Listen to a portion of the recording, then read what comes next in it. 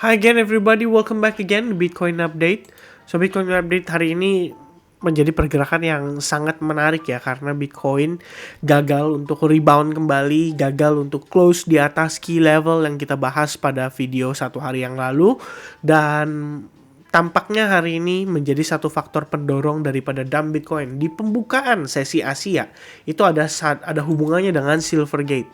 Jadi buat teman-teman mungkin yang belum tahu, Silvergate Bank ini adalah perbankan di California yang mengatasi transaksi rata-rata pada cryptocurrency.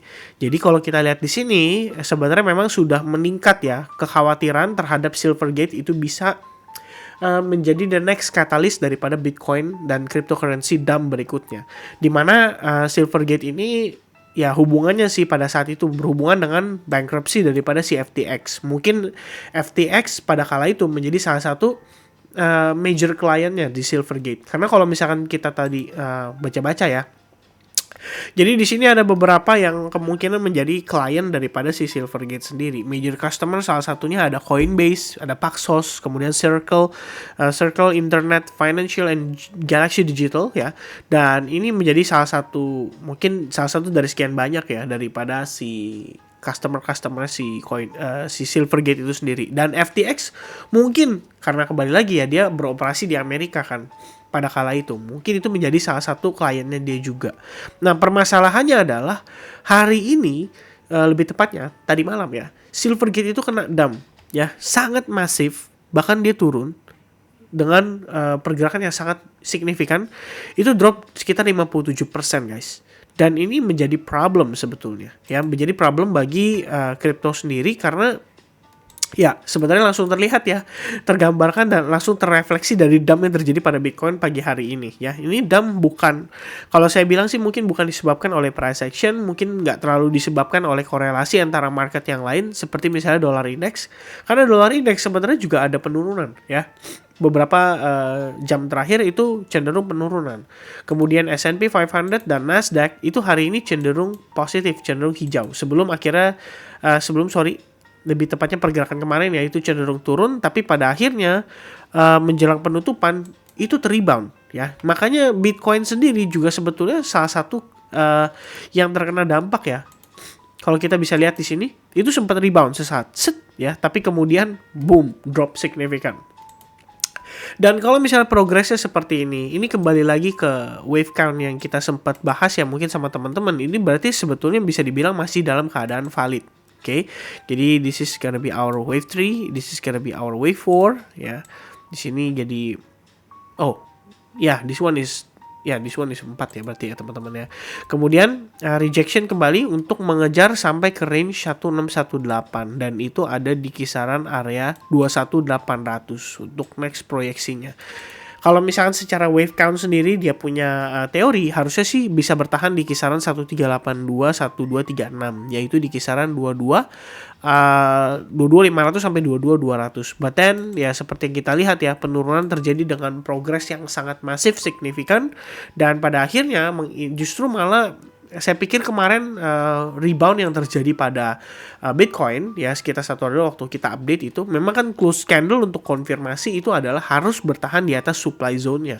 Permasalahannya adalah Bitcoin-nya gagal break di atas supply zone. Jadi kalau kita lihat dari time frame hourly-nya, teman-teman bisa lihat di sini. Wait a minute. Nah, this one ya. Jadi kita ngelihat harga itu sebenarnya failed untuk close di atas supply zone-nya. Ya, jadi once again, rejection kembali terjadi setelah retest dari V-formation ini. Kalau kita lihat ya, dia sempat menguat cukup signifikan, tapi tahanannya itu ada tepat sekali di supply zone. Ya, after rejection kembali terjadi, Bitcoin terkoreksi lagi. Ya, and then proses koreksinya pun sebenarnya cukup meyakinkan kalau bagi saya, karena terlihat seperti membentuk semacam falling wedge juga di sini.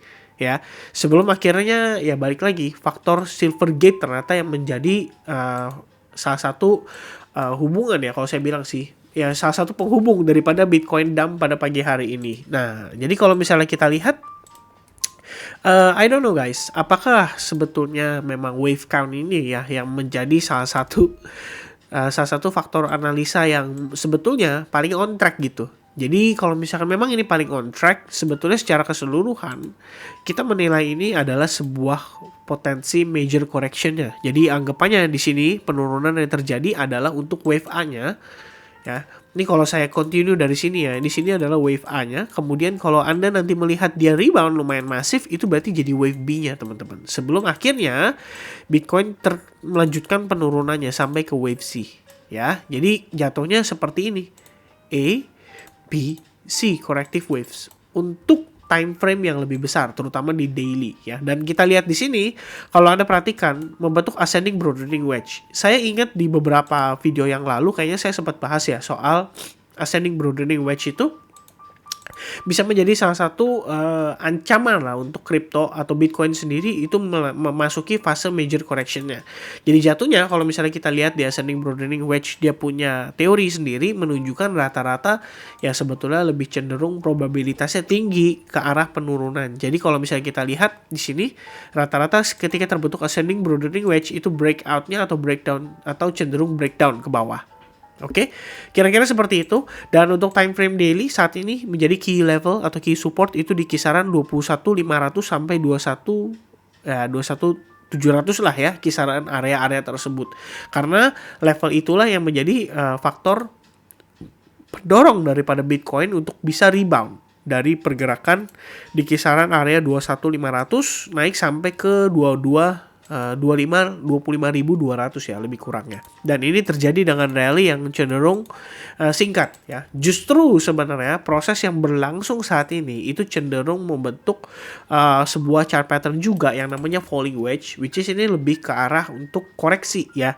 Dan pattern ini ketika terbentuk pada bullish ini sebenarnya menjadi continuation pattern ya, dimana ada pattern ini bisa dibilang continuation tuh maksudnya melanjutkan tren sebelumnya, dan tren sebelumnya ya cenderung bullish, sebetulnya seperti itu. Oke.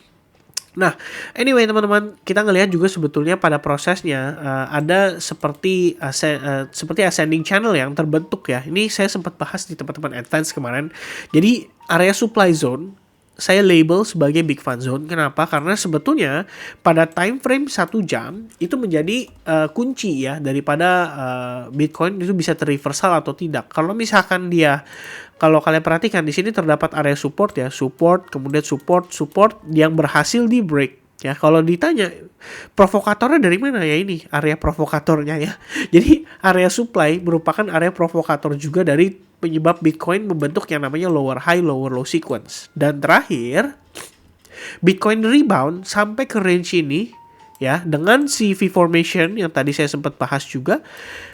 Tapi kemudian terkena rejection. Ya, dan rejection itu ternyata ngelit Bitcoin ke arah dump yang lumayan signifikan pada pergerakan pagi hari ini ya. Jadi kalau kita bisa bilang ya sebenarnya ini coincidence juga ya. Jadi antara Silvergate dan Bitcoin ternyata justru malah menjadi faktor pendorong daripada Bitcoin untuk terkena dump dan melanjutkan progres koreksi pada bigger time frame-nya. Nah, kalau misalnya posisi saat ini, jadi karena kita ngelihat dia udah berhasil ya breakdown dari pergerakan di sini, maka teman-teman bisa coba untuk tambahkan area-area penting di sini, dan big fun zone dari yang tadinya di atas sekarang kita bisa slide ke bawah karena provokatornya udah pindah ya teman-teman ya. Dia udah pindah dan udah berhasil create pergerakan yang baru. Jadi anggapannya area ini akan menjadi area supply saja.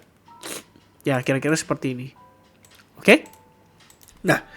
Nah, anyway, kalau misalkan nantinya kita melihat Bitcoin naik, apalagi kenaikan cenderung korektif. Nah, ini ya bisa menjadi sebuah indikasi daripada potensi penurunan lanjutan. Karena kalau misalnya kita lihat di sini, ya ini kan progres ya untuk menuju ke wave 5 juga pasti ada wave count di dalamnya. Jadi anggapannya ada possibility bahwa ini maybe 1, 2, and then 3. Ya, baru dia naik 4 dan terakhir finishing ke wave 5. Jadi anggapannya nanti kalau ada koreksi, yaitu koreksi untuk menjadi tambahan apa ya? Mungkin menjadi area untuk selling pressure kembali masuk ke market gitu. Jadi teman-teman boleh waspada terhadap possibility itu ya. Untuk saat ini selling pressure atau sellers itu lebih dominan, dan ya kita mungkin bisa pertimbangkan ya untuk Bitcoin pada akhirnya drop dan create new low level pada major time frame-nya, terutama pada time frame daily. Didukung dengan situasi daripada sentimen dan juga daripada data fundamental ekonomi yang mana kita tahu berhubungan ya PCE, CPI, PPI dari pembahasan kita yang minggu-minggu lalu lah teman-teman ya.